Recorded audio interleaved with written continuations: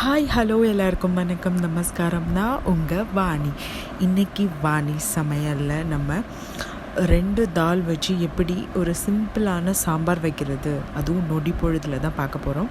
அதுக்கு 1 கப்பு சிறுபருப்பு எடுத்துக்கோங்க, 1 கப்பு துவரம்பருப்பு எடுத்துக்கோங்க.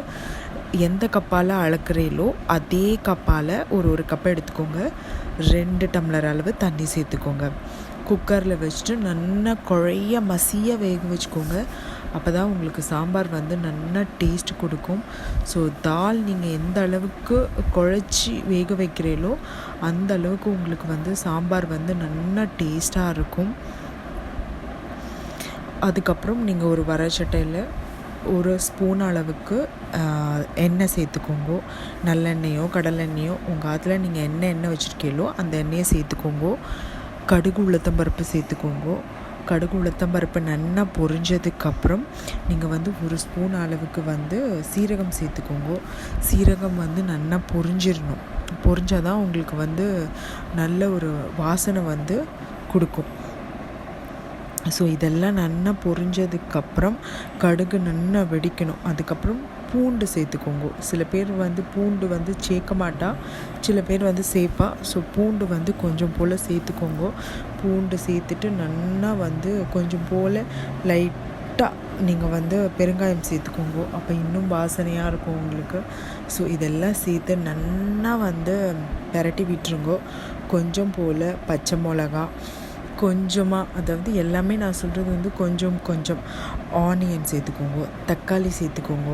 இது எல்லாமே கொஞ்சம் இன்னும் டேஸ்ட் வேணும் அப்படின்னு ஆசைப்பட்டேன் அப்படின்னா கொஞ்சமாக இஞ்சி கூட சேர்த்துக்கலாம், தப்பு கிடையாது.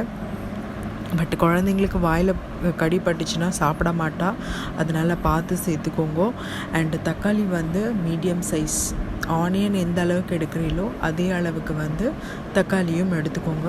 இதெல்லாம் நல்லா குழஞ்சதுக்கப்புறம் நீங்கள் சாம்பார் பொடி சேர்த்துக்கோங்க. சில பேர் நல்லா வாசனை வேணும் அப்படின்ட்டு ஆசைப்படுவா. ஸோ இது ஆற்றுல அரைக்கிற சாம்பார் பொடி. மஞ்சள் தூள் சேர்த்துக்கோங்க. இன்னும் நல்ல டேஸ்ட் வேணும் அப்படின்னு நினைக்கிறவா நீங்கள் கொஞ்சம் போல் மல்லித்தூள் சேர்த்துக்கோங்க. அது இன்னும் டேஸ்ட்டு சூப்பராக இருக்கும், ரொம்ப வித்தியாசமாகவும் இருக்கும். ஸோ ட்ரை பண்ணி பாருங்கள். அண்டு சில பேர் கரம் மசாலாவும் சேர்ப்பான். லைட்டாக அந்த வாசனை அந்த சாம்பாரோ இன்னும் தூக்கி கொடுக்கும். ஸோ கொஞ்சம் போல் நீங்கள் கரம் மசாலாவும் சேர்த்துக்கோங்க. இப்போ குக்கரில் நம்ம வேக வச்சுருக்கிற அந்த பருப்பு தண்ணியை சேர்த்துக்கலாம். அந்த பருப்பு பாருங்க, நான் வீடியோவில் காட்டுறது போல் நல்லா மசிய வேகணும். அப்போ தான் உங்களுக்கு சாம்பார் நல்லா டேஸ்ட்டாக இருக்கும். இது ஒரு கொதி வந்ததுக்கப்புறம் நீங்கள் என்ன பண்ணணும் அப்படின்னா உப்பு மறக்காமல் கரெக்டாக பார்த்துக்கோங்க. ஏன்னா கொதித்ததுக்கப்புறம் நீங்கள் உப்பு சேர்த்தேன்னா ஒரு மாதிரி இருக்கும். ஸோ உப்பு கரெக்டான பதத்துக்கு சேர்த்துக்கோங்க. அது கொதி வர்றதுக்கு முன்னாடியே நீங்கள் உப்பு சேர்த்துட்டேல் அப்படின்னா கரெக்டாக இருக்கும். இப்போ ஃபைனலாக என்ன பண்ணணும் அப்படின்னா எப்போவுமே நம்ம நார்மலாக ஆயிலில் வச்சு தான் தாளித்து கொட்டுவோம். டிஃப்ரெண்ட்டாக இன்னும் நல்லா டேஸ்ட்டாக நம்ம என்ன பண்ண போகிறோன்னா நெய்யில் ஃபைனலாக கொத்தமல்லியும் சாம்பார் பொடியும் நெய்யில் போட்டு நம்ம தாளித்து கொட்ட போகிறோம். அதுக்கு தாளிப்பு கரண்டியில் 1 ஸ்பூன் அளவுக்கு நெய் எடுத்துக்கோங்க. இந்த மெத்தட் படி நீங்கள் செஞ்சேல் அப்படின்னா கண்டிப்பாக இந்த சாம்பார் சூப்பராக இருக்கும், அவ்வளோ டேஸ்ட்டாக இருக்கும். ட்ரை பண்ணி பாருங்கள். கண்டிப்பாக நீங்கள் அகெயின் அண்ட் அகெயின் இந்த சாம்பார் செஞ்சு சாப்பிடுவீங்க, அவ்வளோ சூப்பராக இருக்கும். நல்லா நெய் சூடான உடனே நீங்கள் என்ன பண்ணிடணும்னா 1 ஸ்பூன் அளவுக்கு சாம்பார் பொடி சேர்த்துக்கோங்க. சாம்பார் பொடி சேர்த்துட்டு டக்குன்னு நீங்கள் கருவேப்பிலையும் கொத்தமல்லியும் போட்டுடணும். டக்குன்னு எடுத்துடணும், அடுப்பை ஆஃப் பண்ணிடணும். ஏன்னா இல்லைனா உங்களுக்கு சாம்பார் பொடி கருகிரும். அது கருகிருச்சுன்னா நல்லா இருக்காது.